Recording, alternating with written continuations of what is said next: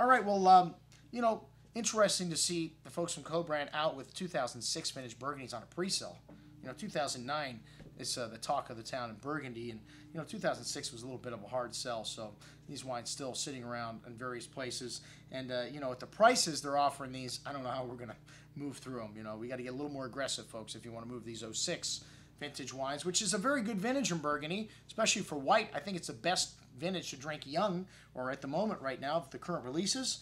And hey, I'm not going to turn down Batard Montrachet, Buenvenues Batard Montrachet, if you're going to bring it by to drink with me, even at, if we got to try to sell it for $250 a bottle.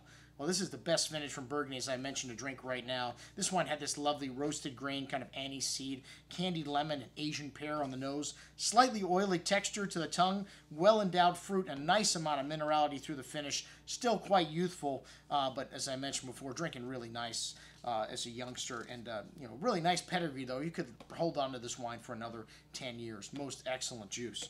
All right, next up, the Griottes Chambertin, which the village of Chambertin has got 8 Grand Crus in it, one of the top villages in all of the Côte de Nuits. This wine had a lovely black raspberry cherry fruit on the nose, a nice dose of barnyard, fresh earth, exotic spices, lovely aromatics here, really complex, and nice ripe black raspberry fruit on the tongue with fine tannins, and still quite young, good freshness. This 2006 finish for reds, also drinking, pretty nice young, but, the Grand Cru stuff, I mean, almost any vintage, you're going to say 10 years, as a minimum, you want to sell the stuff. In this wine, just starting to open up nicely, but again, showing its pedigree and needs maybe a little more time.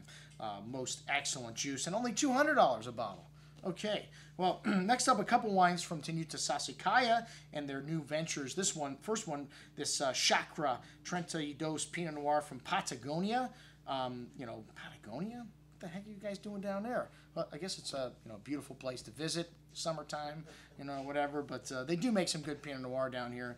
And these are the old vines that go into this cuvee. They were already on the property when they bought it. They did develop some vineyard sites also. Lovely blackberry and black cherry fruit, fresh flowers on the nose, violets, some black spices, truffle, black earth.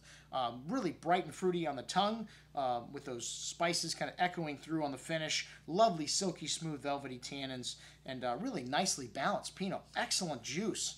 $63, maybe a little ambitious with the price from a new Pinot from Patagonia, but really good nonetheless.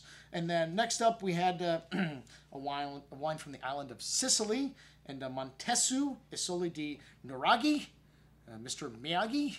Really interesting, hard to pronounce name there. You're making wines for the American market. We want to think about the name. I guess this wine's just not meant for this market, It's kind of interesting, though, some of the stuff you find from Sardinia. A blend of Carignan, Syrah, Cabernet Franc, and Cabernet Sauvignon, and Malbec.